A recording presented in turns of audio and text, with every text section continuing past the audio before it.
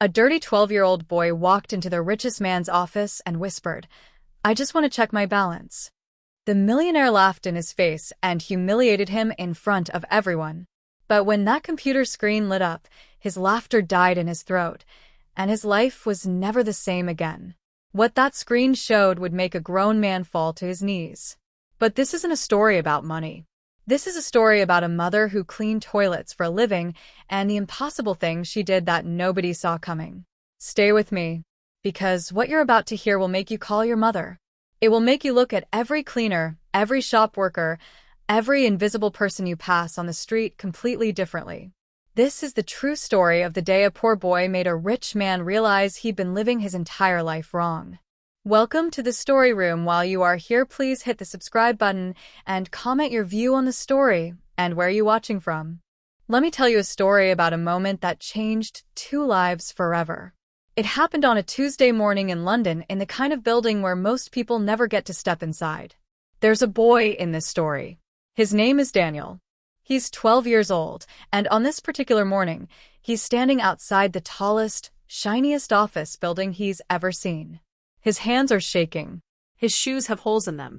There's dirt under his fingernails because the water hasn't been working in his building for almost a week. Daniel has come to see a man named Christopher Hayes. Now, Christopher isn't just any businessman. He owns the biggest luxury hotel chain in Europe. You've probably seen his hotels, those gleaming buildings with doormen in fancy uniforms, where a single night costs more than most people earn in a month. Christopher Hayes is the kind of man who flies in private jets and wears watches that cost more than cars. And Daniel? Daniel is the kind of boy people like Christopher Hayes never notice. The kind who becomes invisible the moment he walks into a wealthy neighborhood. But today, Daniel has to be brave. He has to walk through those golden revolving doors and ask for help. Because yesterday, his little sister Lily asked him if they would have dinner, and he didn't know what to tell her. The eviction notice on their door gives them 3 more days. 3 days to find money they don't have. So Daniel takes a deep breath and walks inside. The lobby is like nothing he's ever seen. The floor is so shiny he can see his reflection, and he wishes he couldn't. Crystal chandeliers hang from ceilings so high they make him dizzy. Everything smells expensive, like leather and fresh flowers and success. A woman sits behind a curved desk made of marble. She looks at Daniel the way people in this part of the city always look at him, like he's tracked mud into a clean house. "Can I help you?" she asks, but her tone says she doesn't want to help at all. "I need to see someone about my account," Daniel whispers. His voice comes out so quiet he has to repeat himself. "I have an account here, with the investment firm upstairs." The woman's eyebrows rise. She's clearly thinking Daniel is lying or confused. "Young man, this is Christopher Hayes's private investment firm. Perhaps you're looking for a different—" "I have a card," Daniel interrupts, pulling out an envelope with trembling fingers. Inside is a black card with golden letters. It arrived in his mailbox 6 months ago, right after his mother died. He's been too scared to use it until now. The woman stares at the card like it's a puzzle she can't solve. The logo is real. The card is real. But how could this dirty child possibly have an account here? Before she can say anything else, a voice cuts through the lobby like a knife. "What's going on here?" Daniel looks up and sees him. Christopher Hayes himself. He's everything Daniel isn't: tall, powerful, dressed in a suit that probably costs more than a year of rent. His silver hair is perfectly styled. His shoes shine like mirrors. He walks across the lobby like he owns the world, because in many ways he does. Christopher stops and stares at Daniel. His face twists into something ugly. Disgust, mixed with amusement. "Sarah," he says to the receptionist, loud enough for everyone to hear. "Since when do we allow street children into the building? I thought security was supposed to keep the riffraff out." The words hit Daniel like stones. Around the lobby, wealthy clients turn to stare.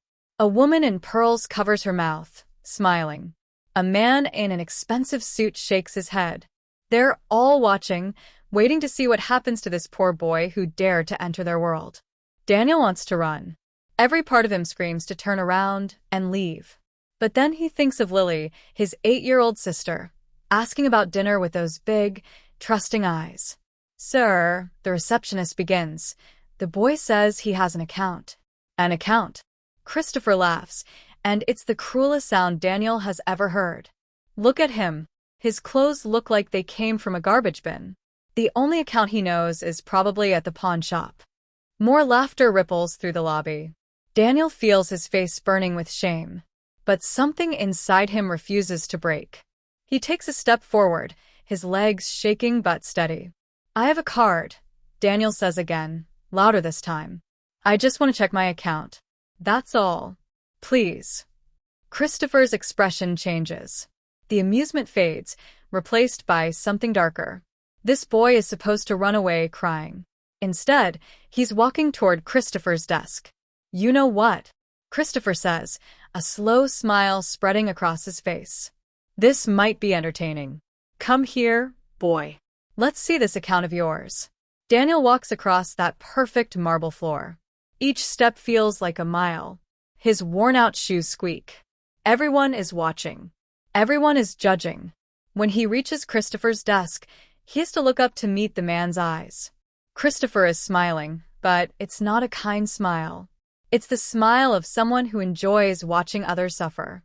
"Let me guess," Christopher says loudly. "You found this card in the trash. Or maybe you stole it. That's a serious crime, you know."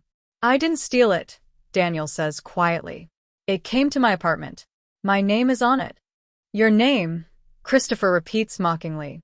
"And what might that name be?" "Daniel. Daniel Foster."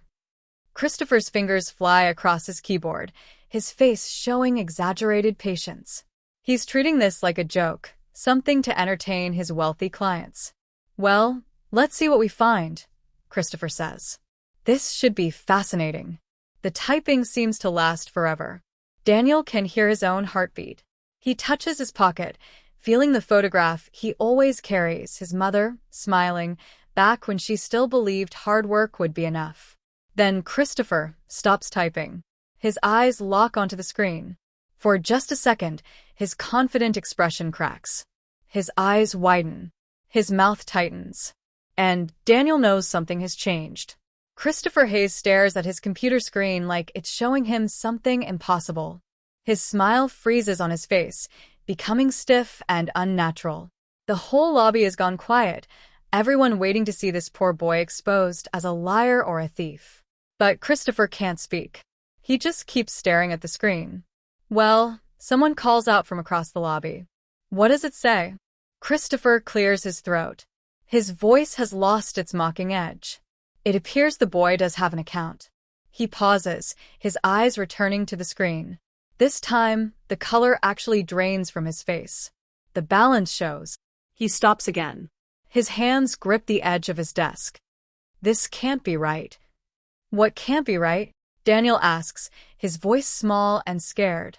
Christopher looks at Daniel like he's seeing him for the first time. Really seeing him. The dirt on his face. The too thin arms. The clothes held together with hope and thread. This is a child who's known real hunger, real poverty, real suffering. And according to the screen, this child has 43 million pounds in his account. Christopher's mind races. This has to be a mistake. A computer glitch. Money laundering. Something illegal. There's no way a boy who looks like he's been sleeping rough could have this kind of money. Sarah, Christopher calls out, trying to keep his voice steady. Come verify something for me. The receptionist hurries over. Christopher tells her the account number. Watches her face carefully. The moment she finds it, her eyes go wide. All the color leaves her cheeks. Sir, she whispers. It's the same. 43 million. Last deposit was 6 months ago. No activity since then. Christopher's professional mask is cracking. Around the lobby, people are whispering. They can tell something strange is happening. Daniel, Christopher says, and for the first time, his voice isn't mocking. It's serious, almost worried. Where did you get this card? I need you to be honest with me. It came in the mail, Daniel says. 6 months ago. There was a letter with it. A letter from whom? From my mum. Daniel's voice breaks on the word. Before she died. The lobby falls completely silent. Even the woman with the pearls stops smiling. Christopher feels something uncomfortable twist in his chest. Something that might be shame. I see, he says carefully. And your mother, what did she do for work? She cleaned houses, Daniel says, lifting his chin slightly. There's pride in his voice, even through the pain. She worked 3 jobs, sometimes 4. She cleaned offices at night, worked at a laundry during the day. Whatever she could find.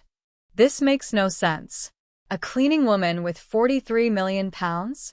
Unless… Daniel, Christopher says slowly, is it possible your mother was involved in something questionable? Sometimes people in difficult situations make choices. My mom wasn't a criminal. Daniel's voice rings out sharp and clear, startling everyone. It's the first time he's shown real anger. She was the best person I ever knew. She worked herself to death trying to give me and my sister a better life. The other clients in the lobby shift uncomfortably. The man in the expensive suit suddenly finds his phone very interesting. The woman with the pearls is staring at her shoes. Before Christopher can respond, another voice cuts in. I'll take it from here, Christopher. An older man walks across the lobby. His name is Robert Williams, and he's been with the investment firm for 30 years. Unlike Christopher, Robert has kind eyes. He's the type who remembers what it's like to have nothing. Robert, I'm handling this, Christopher says, trying to sound authoritative. No, Christopher, you're making a scene, Robert replies calmly. And you're about to make a serious mistake. He turns to Daniel with a gentle smile. Hello, Daniel. I'm Robert Williams. Would you mind coming with me? We can sort this out somewhere more comfortable. Daniel looks between the 2 men, unsure. Finally, he nods. As Robert leads Daniel toward the elevators, Christopher stands up. Robert, I really think I should. You've done enough, Robert says without looking back. Stay here. I'll handle this. Christopher watches them disappear into the elevator. Around him, the lobby is still silent. Everyone saw him humiliate a 12-year-old boy. A 12-year-old boy who apparently has more money than most of Christopher's regular clients. For the first time in years, Christopher Hayes feels something he thought he'd left behind in his own difficult childhood: shame. Upstairs, Robert takes Daniel to a quiet office with comfortable chairs and soft lighting. He pours Daniel a glass of water, then orders sandwiches and fruit from the kitchen. Enough food for 3 people, even though there are only 2 of them in the room. Better? Robert asks gently. Why are you being nice to me? Daniel asks suspiciously. Everyone else here looks at me like I'm rubbish. Because unlike Christopher Hayes, I actually remember what it's like to have nothing, Robert says simply. I grew up poor, Daniel. My father worked in a factory. My mother cleaned offices just like yours. I know what it's like to be invisible. Daniel studies Robert's face, looking for lies. But the older man's eyes are sincere. Now, Robert says, pulling out a tablet, let's talk about your account. I've pulled up the file, and I have to say, it's quite remarkable. Your mother opened this account 6 months ago, correct? I think so, Daniel says. She never told me about it. I just got the card and a letter in the mail after she… He can't finish. May I see the letter? Robert asks gently. Daniel pulls out a piece of paper, folded and refolded so many times the creases are starting to tear. He's read it 100 times, maybe more. He hands it to Robert with shaking fingers. Robert unfolds the letter carefully and begins to read. As his eyes move across the page, his expression changes from professional curiosity to deep emotion. When he finishes, he has to clear his throat before speaking. Daniel, he says softly, your mother was an extraordinary woman. Can you tell me where the money came from? Daniel asks. We never had money. We could barely pay rent. Mom worked all the time, but we were always broke. I don't understand. Robert looks at the account details, then back at the letter, then at Daniel. When he speaks, his voice is thick with emotion. 6 months ago, your mother came to this building. She didn't come through the main entrance. She came through the service entrance because she was here working with a cleaning crew. But she managed to get an appointment with one of our junior advisors. Someone who is willing to listen. Listen to what? Daniel leans forward. Your mother had been paying into a life insurance policy for over 10 years. Every month, without fail. She told our advisor that she knew she was sick, that the doctors had told her she didn't have much time, and she wanted to make sure you and your sister would be taken care of. Daniel feels tears starting to form. But we were so poor. How could she save that much? She didn't save it all, Robert explains gently. The money in your account is from a life insurance policy. Your mother paid small amounts, maybe 20 or 30 pounds a month for over 10 years. The policy grew in value over time. When she passed, it paid out 43 million pounds. The number is so large Daniel can't even comprehend it. 43 million pounds. It's not real. It can't be real. There's more, Robert continues. Your mother set up very specific conditions. The money is protected in a trust. You can't access the full amount until you're 25. Until then, you have a monthly allowance that's more than enough for everything you and your sister need: housing, food, education, everything. Daniel stares at Robert, unable to speak. His mother, who worked 3 jobs. His mother who wore the same clothes for years. His mother who sometimes skipped meals so he and Lily could eat. She'd somehow left them millions of pounds. Why didn't she tell me? Daniel finally manages to ask. Robert touches the letter gently. According to this, she didn't want you to know she was dying. She didn't want your last memories of her to be filled with fear and sadness. She wanted you to remember her as strong, as someone who could take care of you even after she was gone. The food arrives, and Robert encourages Daniel to eat. As Daniel works through sandwiches, eating like someone who's missed too many meals, Robert explains more about the account, the trust, how everything will work. What about my sister? Daniel asks between bites. Lily. She's only 8. Can this help her too? The trust covers both of you, Robert assures him. Your mother made sure of that. Everything is set up to take care of both her children. Robert's phone buzzes. He glances at it and frowns. It seems Christopher has been making calls. He's concerned about the legitimacy of your account. He's suggesting we involve the authorities, claiming this might be money laundering. Panic rises in Daniel's chest. But it's not. My mom. I know, Robert says firmly. And I have all the documentation to prove it. The insurance company, the trust documents, everything is completely legal. Christopher is Christopher is having trouble accepting that he was wrong. He hates me, Daniel says quietly. He doesn't hate you, Robert corrects. He hates being made to look foolish. You see, Christopher Hayes has built his entire career on being the smartest person in the room. You challenged that. You walked into his office looking like someone he could dismiss, someone he could mock, and you turned out to be one of the wealthiest clients in the building. I'm not wealthy, Daniel protests. I'm just me. Robert smiles gently. You're a 12-year-old boy with a 43 million pound trust fund. That makes you very wealthy whether you feel like it or not. Daniel looks down at his dirty clothes, his broken shoes, his hands that are still grimy. I don't feel wealthy. Give it time, Robert says. Now, let's talk about what happens next. And as they talk, planning for Daniel's future, something else is happening downstairs. Christopher Hayes is sitting at his desk, and for the first time in a very long time, he's questioning everything he thought he knew about success, about worth, about what really matters in life. Christopher Hayes receives a text from Robert. Conference room C. Now. And Christopher, leave your ego downstairs. Christopher's jaw tightens. Robert Williams has always been a thorn in his side. Robert succeeds through kindness, through actually caring about people. Christopher has always thought this approach was weak, outdated, inefficient. But Robert has also never humiliated a child in a lobby full of people. The elevator ride feels endless.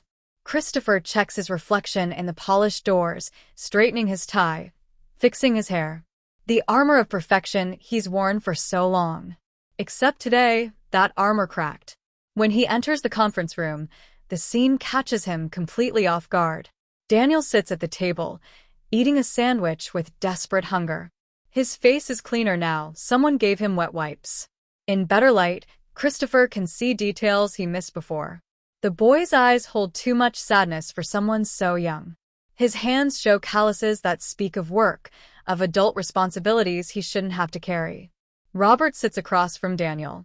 Documents spread between them on the table. Christopher, Robert says, his tone neutral but firm. Thank you for joining us. Please sit down. Christopher takes a seat, feeling oddly like he's the one being evaluated. I've reviewed all the documentation regarding Daniel's account, Robert begins, sliding a folder across to Christopher. Everything is completely legitimate. The money comes from a life insurance policy that his mother, Catherine Foster, paid into for over 10 years. The policy paid out 6 months ago upon her death. All taxes paid. All legal requirements met. This is not fraud or money laundering or anything illegal. Christopher opens the folder and begins reading. With each page, his certainty crumbles a little more. This isn't some criminal enterprise. This is a mother who loved her children so much she sacrificed everything, literally everything, to make sure they'd be safe after she was gone. Catherine Foster worked as a cleaning woman for several office buildings in London, Robert continues. Including this one, actually. She probably cleaned this very room dozens of times. Something cold settles in Christopher's stomach. He thinks about all the late nights, the messes he's left for cleaning crews. Coffee cups abandoned on desks. Papers scattered carelessly. Had Daniel's mother been one of the invisible people who cleaned up after him? Had he ever even noticed her? She worked 60 to 70 hours a week across multiple jobs, Robert continues. Sometimes more. Every spare pound went either to her children or to this insurance policy. According to the insurance company's records, she never missed a single payment. Not once in 10 years. Robert pauses, checking his notes. Even when she was hospitalized with pneumonia 4 years ago, in hospital for 3 days, she still made her payment on time. Daniel has stopped eating. His hands clench in his lap. Tears stream silently down his face.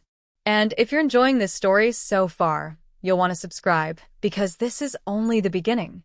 The policy she chose was designed to grow in value over time, Robert explains. It started small, but with compound interest and her consistent payments, it grew substantially. She structured everything through a trust to protect the children. Daniel and his sister Lily can't access the full amount until Daniel turns 25, but they have a monthly allowance that will more than cover all their needs. Christopher looks at the numbers. The monthly allowance is £12,000. More than enough for 2 children to live comfortably, to go to good schools, to have opportunities. But not so much it could be wasted quickly. She thought of everything, Robert says softly. Every detail. She included provisions for Lily's education specifically. University tuition is covered through a separate fund. There are annual increases built into the allowance to account for inflation. How did she know how to set all this up? Christopher hears himself ask. This is sophisticated planning. Most wealthy clients don't structure their trusts this well. She researched, Daniel says quietly. It's the first time he's spoken since Christopher entered. I remember her staying up late at the library. She said she was taking online courses to improve herself, but his voice breaks. She was planning this. She was planning how to take care of us when she wasn't here anymore. Christopher looks at this child, this boy he mocked and humiliated, and feels something he successfully avoided feeling for most of his adult life: genuine shame. The letter she left for Daniel explains everything, Robert says, picking up the worn piece of paper. Would you like me to read it, or? Daniel nods, wiping his eyes. He should know. Everyone should know what kind of person my mom was. Robert clears his throat and begins to read. My dearest Daniel, if you're reading this, it means I'm gone, and I'm so sorry I couldn't stay longer.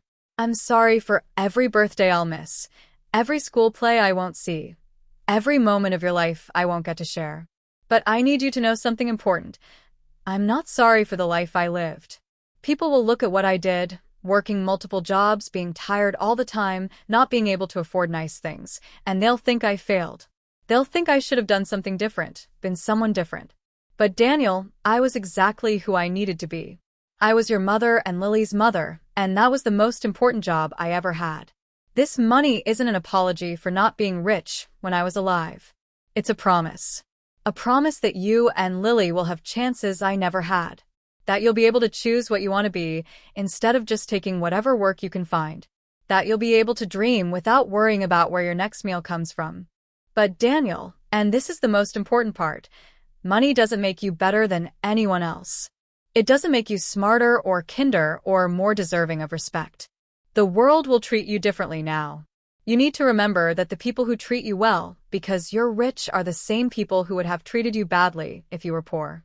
Be kind to people who work hard jobs. Remember that I was one of those people. Remember that every cleaning person, every shop worker, every person you meet is someone's mother or father or child. They all have dreams. They all have worth. Money is just money. It's what you do with it that matters. Take care of your sister. Study hard. Build a good life. And most important, be happy. That's all I ever wanted for you, to be happy. I love you more than all the stars in the sky. Forever your mother, Catherine Foster. The silence that follows is profound. Robert carefully refolds the letter and hands it back to Daniel, who clutches it like it's the most precious thing in the world. Which Christopher realizes it is. I'm sorry, Christopher hears himself say. The words feel foreign, unpracticed. Daniel, I'm genuinely sorry for how I treated you downstairs. Daniel looks at him with those two old eyes.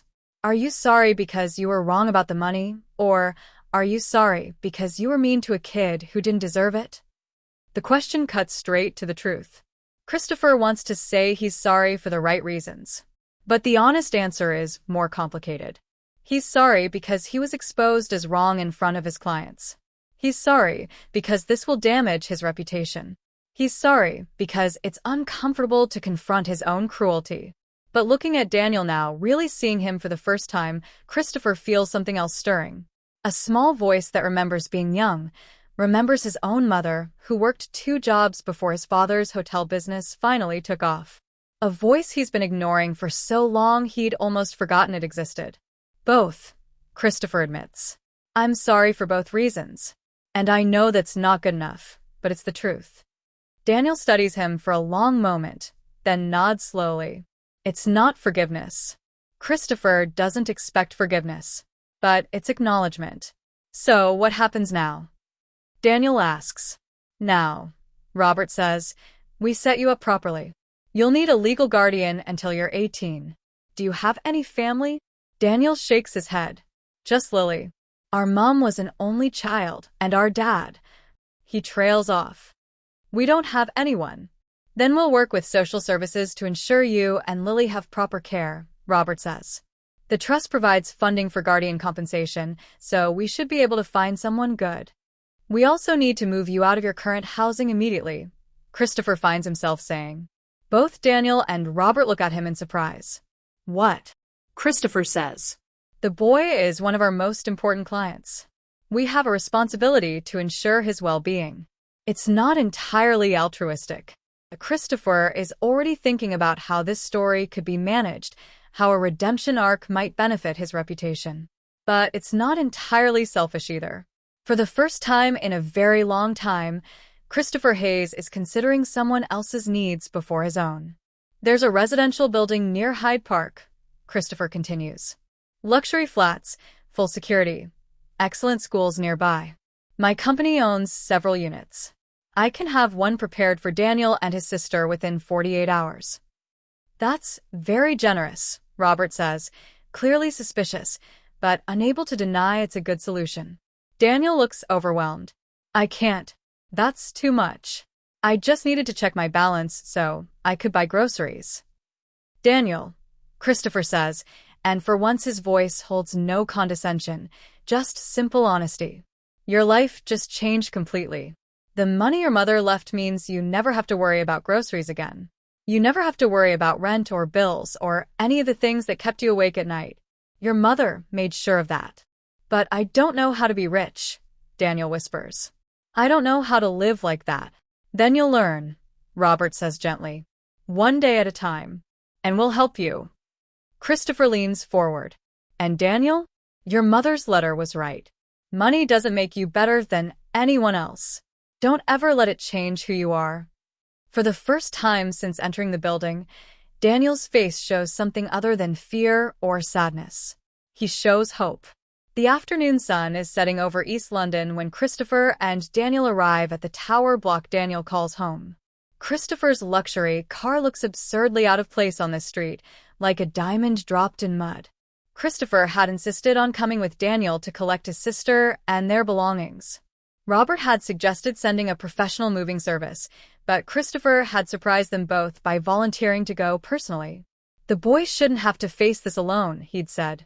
Now, sitting in his car and looking at the building, Christopher feels his carefully constructed worldview continuing to crumble. The building is 20 stories of gray concrete and broken dreams. Windows are cracked or boarded up. The entrance is covered in graffiti. Rubbish bags pile on the pavement, torn open by foxes or rats. The whole area smells of decay and forgotten hope. "This is where you live?" Christopher asks, then immediately regrets the question. 15th floor, Daniel says quietly. "The lift hasn't worked in 3 years. We have to take the stairs." They get out of the car. Christopher locks it multiple times, checking each door. A group of teenagers sitting on a low wall watch them with suspicious eyes. Christopher feels acutely aware of his expensive suit, his watch, his leather shoes. He might as well be wearing a sign that says, "Rob me." But then Daniel nods to the teenagers. "All right, Tommy?" Jake. One boy jumps up, concern clear on his face. "Daniel. Mate, where have you been? Lily's been crying all day. Mrs. Patterson's been watching her, but she keeps asking for you." "I'm sorry," Daniel says. "I had to take care of something important. I'm here now." The teenager's eyes shift to Christopher, taking in the expensive suit with obvious distrust. "Who's this?" "Someone who's helping me," Daniel says simply. "It's okay, Tommy. I promise." The interior of the building is worse than the exterior. The hallway is dark. Half the lights are broken. It smells of damp, old cooking, and despair. The walls are stained. The floor tiles are cracked and missing in places. They climb the stairs. 15 flights. Christopher, who prides himself on his fitness, is breathing hard by the 10th floor. Daniel climbs steadily, like he's done this 1,000 times. Because he has. They pass other residents. An old woman carrying shopping bags that Daniel helps with, even though Christopher can see the boy is exhausted. A young mother with a baby and 2 small children who smiles tiredly at Daniel. A man in a fast food uniform heading out for the night shift.